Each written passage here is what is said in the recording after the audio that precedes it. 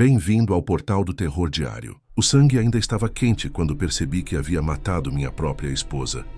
Suas unhas haviam arrancado pedaços da minha pele, seus dentes tinham perfurado meu antebraço, mas foram meus dedos que esmagaram sua traqueia. O corpo dela tremeu uma última vez antes de desabar no chão da nossa cozinha. Os olhos esbranquiçados, ainda fixos em mim com uma fome que não era mais humana. 3 semanas antes, eu era apenas mais um contador vivendo sua rotina pacata na cidade de Millbrook. Levantava às 7, café com torrada, escritório até às 5, volta para casa, jantar com Helena, televisão e cama. 23 anos de casamento seguindo o mesmo padrão, como se a vida fosse uma planilha bem organizada. A primeira notícia sobre a gripe estranha apareceu num telejornal de terça-feira. O apresentador falava sobre casos isolados no centro da cidade, pessoas com comportamento agressivo sendo internadas no hospital municipal. Nada que me preocupasse. Millbrook sempre foi uma cidade tranquila, dessas onde o maior escândalo era quando a padaria aumentava o preço do pão francês. Mas na quinta-feira, quando saí para trabalhar, notei algo diferente. As ruas estavam mais vazias que o normal. A padaria do seu Martinez estava fechada, com as cortinas de ferro baixadas. Pensei que talvez ele estivesse doente também. No escritório, apenas metade dos funcionários havia comparecido. Meu chefe, o Sr. Rodrigues, parecia nervoso, sempre olhando pela janela como se esperasse algo. Durante a pausa para o café, ouvi Sara da recepção sussurrando ao telefone sobre ataques no hospital e pessoas mordendo outras pessoas. Decidi sair mais cedo naquele dia. A caminhada até em casa nunca me pareceu tão longa. As poucas pessoas na rua andavam apressadas, evitando contato visual. Uma sirene de ambulância tocava constantemente ao longe, como se fosse a trilha sonora de um filme de terror que eu não sabia que estava assistindo. Helena me esperava na porta, mais pálida que o normal. "Carlos, você ouviu as notícias?" Ela perguntou, segurando meu braço com força. "Que notícias?" "Fecharam o hospital. Disseram que é quarentena, mas..." Ela hesitou, mordendo o lábio inferior, como sempre fazia quando estava ansiosa. "Tem algo muito errado acontecendo." Naquela noite, ficamos grudados na televisão. Os canais locais haviam saído do ar. Apenas conseguíamos captar uma estação de rádio que transmitia em loop a mesma mensagem. "Cidadãos devem permanecer em suas residências. Não abram as portas. Aguardem instruções das autoridades." Foi então que ouvimos o primeiro grito. Vinha da casa dos nossos vizinhos, os Mendoza. Um grito agudo, desesperado, que cortou a noite como uma lâmina. Depois, silêncio absoluto. Helena agarrou minha mão. "Carlos, o que está acontecendo?" Eu não sabia responder, mas quando olhei pela fresta da cortina, vi uma figura cambaleante atravessando nosso jardim da frente. No escuro, parecia ser a senhora Mendoza, mas algo estava errado com a forma como ela se movia. A senhora Mendoza arrastava o pé esquerdo, deixando um rastro escuro no concreto. Mesmo através da cortina, pude ver que sua roupa estava rasgada e manchada. Ela parou bem em frente à nossa janela e virou a cabeça na nossa direção, como se pudesse nos sentir observando. Seus olhos eram 2 esferas brancas brilhando na escuridão. "Apague a luz", sussurrei para Helena, mas ela já havia corrido para o interruptor. Ficamos no escuro por longos minutos, ouvindo o som arrastado dos passos se afastando. Quando finalmente tive coragem de espiar novamente, a rua estava vazia. "Vamos trancar todas as portas", murmurei. Mas Helena já estava verificando as fechaduras. Passamos a madrugada acordados, sentados no sofá da sala, ouvindo ruídos estranhos vindos de várias direções. Gemidos baixos, como se fossem pessoas com dor misturados com sons que pareciam mastigação. Quando o sol nasceu, a cidade estava irreconhecível. Da janela do nosso quarto, no 2º andar, pude ver corpos espalhados pelas ruas. Alguns estavam imóveis, outros se contorciam lentamente pelo asfalto. O que mais me perturbou foram aqueles que caminhavam, se é que podíamos chamar aquilo de caminhar. Eles se moviam com propósito, mas sem coordenação, como marionetes, controladas por um marionetista bêbado. "O que são essas coisas?" Helena perguntou, sua voz apenas um fio, Não eram mais pessoas, isso eu tinha certeza. Pessoas não rasgavam a própria pele com as unhas até expor a carne viva. Pessoas não tentavam morder pedaços de concreto como se fosse comida. O telefone não funcionava. A internet havia caído. Estávamos completamente isolados do mundo, presos em nossa própria casa enquanto aquilo se espalhava lá fora. Foi no terceiro dia que Helena começou a mostrar os primeiros sintomas. Acordei e a encontrei na cozinha, parada em frente à pia, olhando fixamente para a torneira que pingava. Ela não me respondeu quando chamei seu nome. Quando toquei seu ombro, ela se virou devagar, muito devagar, e seus olhos pareciam vidrados, como se estivesse olhando através de mim. Helena, você está bem? Ela piscou algumas vezes, como se despertasse de um transe. Desculpe, Carlos, estava pensando. Pensando no quê? Ela hesitou, passando a mão pelos cabelos. Não sei. É estranho, não consigo me lembrar. Durante o dia, esses episódios se tornaram mais frequentes. Helena ficava imóvel por minutos, às vezes horas, simplesmente olhando para o nada.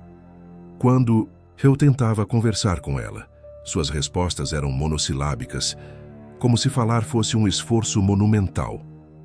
Na quarta noite, acordei sozinho na cama. Encontrei Helena no quintal, de camisola, cavando a terra com as mãos nuas. Suas unhas estavam quebradas e sangrando, mas ela continuava escavando como se sua vida dependesse disso. Helena, o que você está fazendo? Ela olhou para mim e, pela primeira vez em dias, seus olhos pareciam focados. Carlos, como eu vim parar aqui? Suas mãos tremiam enquanto olhava para a terra sob suas unhas. Eu não me lembro de ter saído da cama.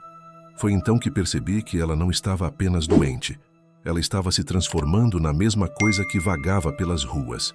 E eu estava preso na casa com ela, sem lugar para correr, enquanto observava a mulher que amava desaparecer lentamente, sendo substituída por algo que eu nem conseguia compreender. Mas o pior ainda estava por vir. Porque na manhã seguinte, quando acordei, Helena não estava mais na cama nem no quintal. Ela estava parada na porta do nosso quarto, me observando dormir, e havia algo diferente em seus olhos, algo faminto. Helena? Minha voz saiu rouca, ainda, embargada pelo sono. Ela não respondeu. Apenas continuou me fitando com aquela expressão que eu nunca havia visto antes. Seus lábios estavam entreabertos, como se estivesse saboreando algo, e pude ouvir sua respiração pesada enchendo o silêncio do quarto. Sentei-me lentamente na cama, cada movimento calculado para não assustá-la. Você está bem, amor? Helena inclinou a cabeça para o lado, como um cachorro tentando entender um comando. Depois, sem aviso, sorriu. Mas não era o sorriso dela. Era algo forçado, artificial, como se seus músculos faciais tivessem esquecido como funcionar direito. Estou com fome, ela disse, e sua voz soou diferente, mais grave, raspada. Levantei-me devagar, mantendo contato visual. Vou preparar o café da manhã, então. Quando passei por ela para sair do quarto, Helena me seguiu, mas não andava normalmente. Cada passo parecia ensaiado, como se estivesse reaprendendo a usar as próprias pernas. Que havia um som estranho vindo dela, um ruído baixo e rouco que eu jamais a ouvira fazer. Na cozinha, abri a geladeira e peguei ovos, bacon, o que restava de pão. Mas quando me virei, Helena estava parada bem atrás de mim, tão perto que pude sentir seu hálito no meu pescoço. Cheirava a metal enferrujado. Não é isso que eu quero, ela sussurrou. O que você quer então? Seus olhos se fixaram no meu pescoço, especificamente na veia que pulsava logo abaixo da pele. Algo mais fresco. Foi nesse momento que entendi. Minha esposa não estava mais doente. Ela estava se tornando uma daquelas coisas lá de fora. E eu era o único item no cardápio. Fingi não ter percebido e continuei cozinhando, mas podia sentir Helena me observando, analisando cada movimento meu como um predador estuda sua presa. A tensão no ar era tão densa que eu mal conseguia respirar. Durante o café da manhã, ela não tocou na comida. Apenas ficou me encarando enquanto eu forçava cada garfada, fingindo normalidade. Seus dedos tamborilavam na mesa num ritmo errático e de vez em quando ela fazia aquele ruído rouco novamente, Helena, você precisa comer alguma coisa. Não tenho apetite para isso, ela respondeu, passando a língua pelos lábios. O dia se arrastou numa lentidão torturante. Helena me seguia pela casa como uma sombra, sempre mantendo distância suficiente para não parecer ameaçadora, mas perto o bastante para que eu soubesse que estava sendo caçado. Cada vez que eu me virava, ela estava lá, me observando com aqueles olhos que não eram mais dela. À tarde tentei conversar com ela, desesperado para encontrar algum vestígio da mulher que eu amava. Você se lembra de quando nos conhecemos? No baile da faculdade? Helena franziu a testa, como se tentasse acessar uma memória enterrada. Baile? Sim, você estava nervoso. Meu coração disparou. Ela ainda estava lá, em algum lugar. E você usava um vestido azul. Disse que eu era o único homem corajoso o suficiente para tirar você para dançar. Por um momento, seus olhos pareceram se iluminar. Vestido azul? Ela murmurou. Eu lembro. Mas então, tão rapidamente quanto apareceu, a lucidez desapareceu. Seus olhos voltaram àquela expressão vidrada, e ela inclinou a cabeça novamente com aquele movimento antinatural. Tenho fome, Carlos. Anoiteceu e eu sabia que não conseguiria dormir. Helena havia se posicionado numa cadeira em frente à nossa cama, alegando que queria me fazer companhia. Mas eu podia sentir seus olhos me perfurando mesmo com os meus fechados. Foi às 3 da madrugada que ela se moveu.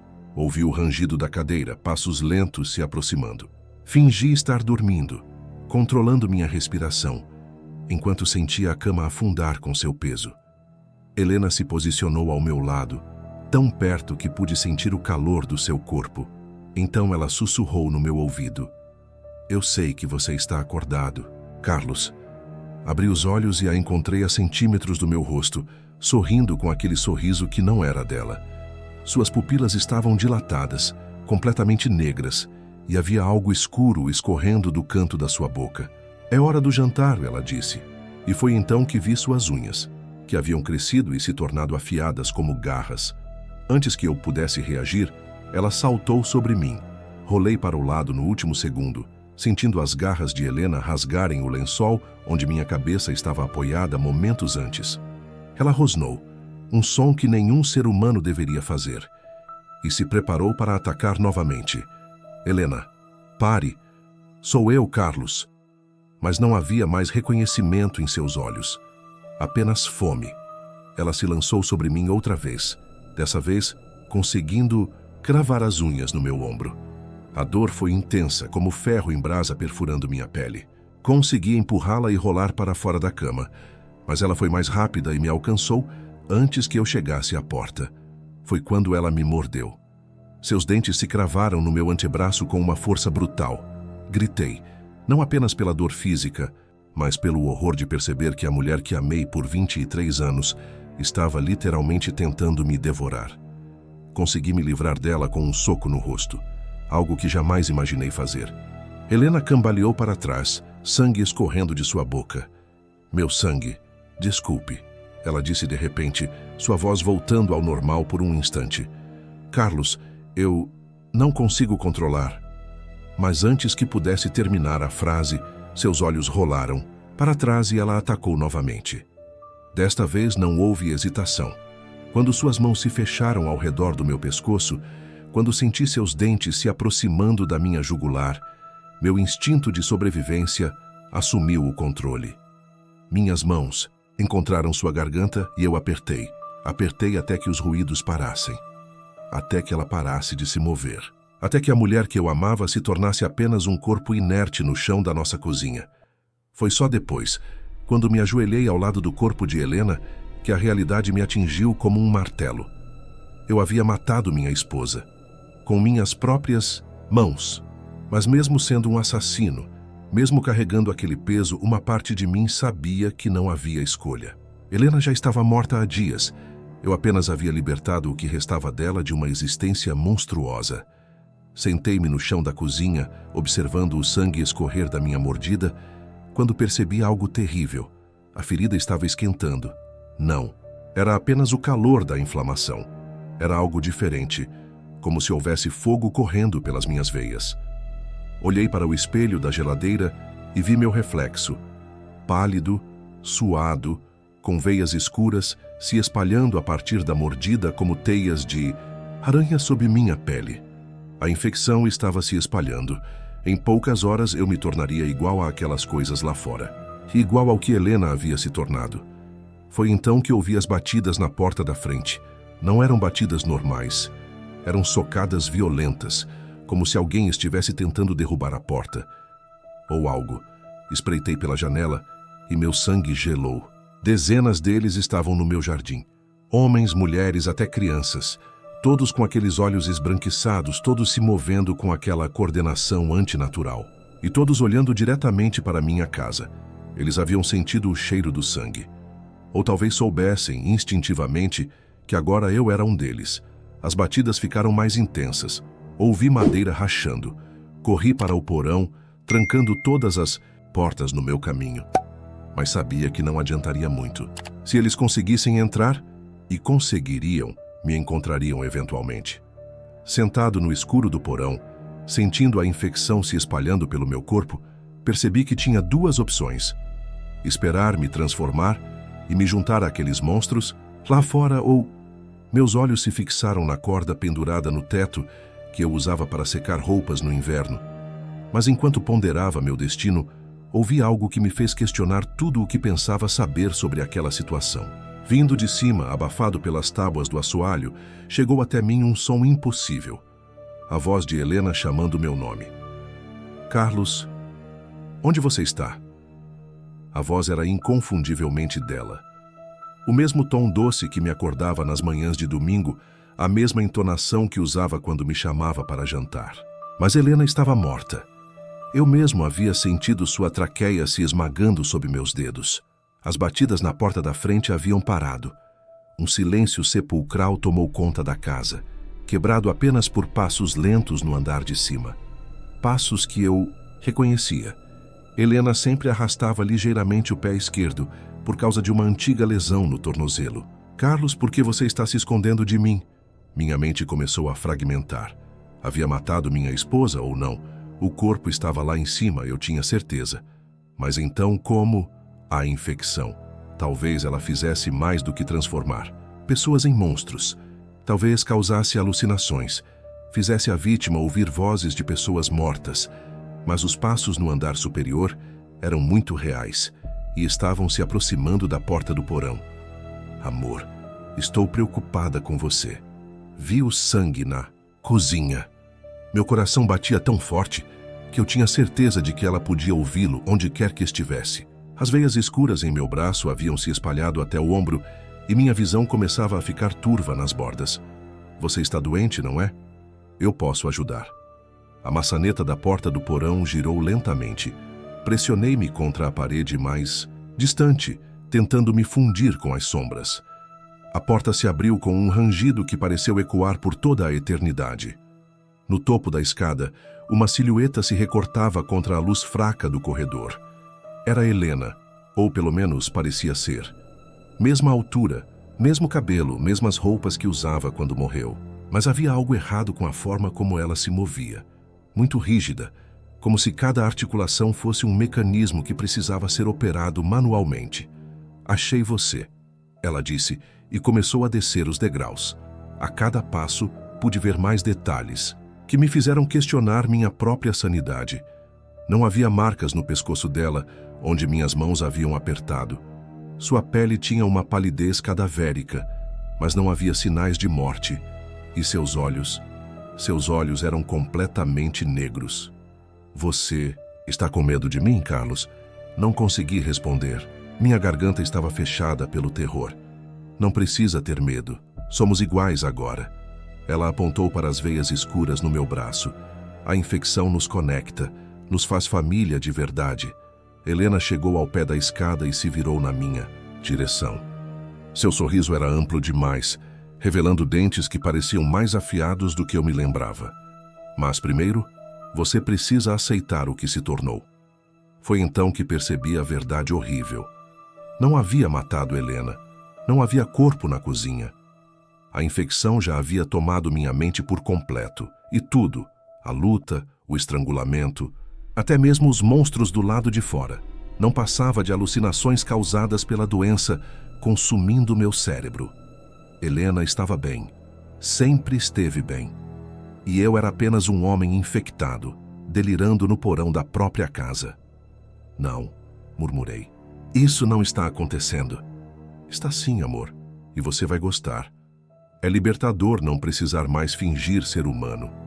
Ela estendeu a mão para mim e pude ver que suas unhas haviam crescido, curvando-se como garras. Mas o mais perturbador era que, mesmo sabendo que era uma alucinação, parte de mim queria aceitar sua mão. Queria parar de lutar contra o que estava acontecendo comigo. Venha, Carlos, vamos caçar juntos.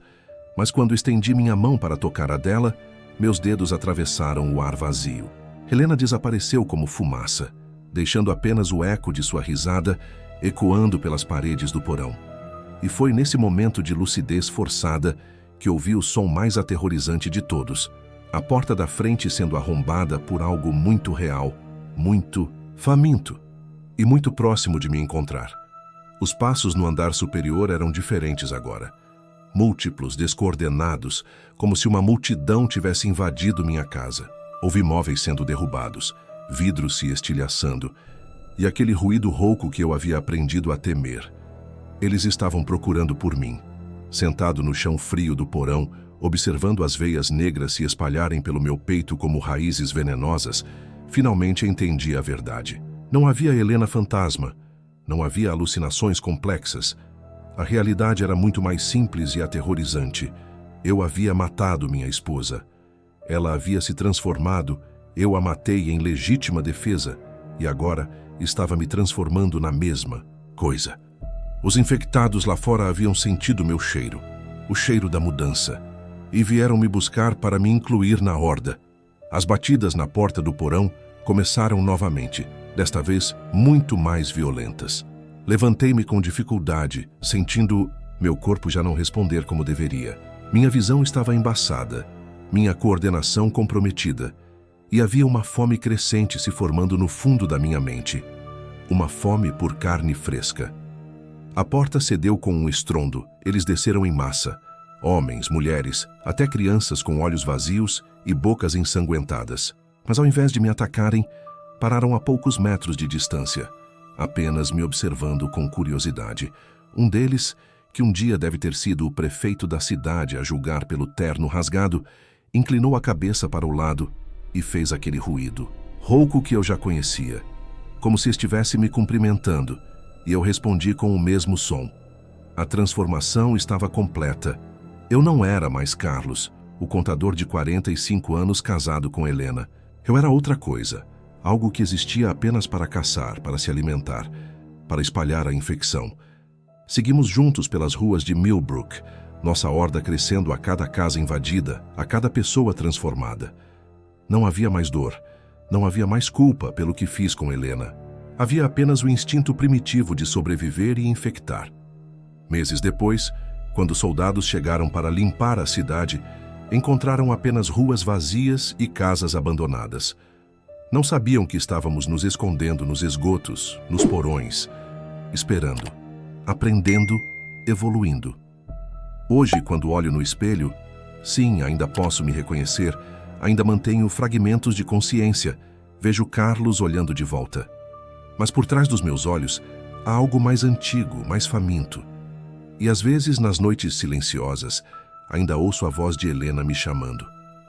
Não uma alucinação desta vez, mas memórias reais de uma vida que parece ter acontecido com outra pessoa. Sinto falta dela, de certa forma. Sinto falta da humanidade que perdemos juntos naquela cozinha. Mas a fome sempre vence a nostalgia. E quando ouço passos na rua, acima do nosso esconderijo, passos de pessoas ainda vivas, ainda humanas, a lembrança de Helena desaparece, substituída pela urgência primitiva da caça. O mundo está mudando. Nós somos o futuro agora, e vocês, os que ainda se agarram à humanidade, são apenas comida esperando para ser colhida. A epidemia de Millbrook foi apenas o começo. Agora que chegamos no final, se inscreve e comente. Vamos abrir o portal do seu próximo pesadelo diário. Porque o portal nunca fecha, apenas espera pela próxima história.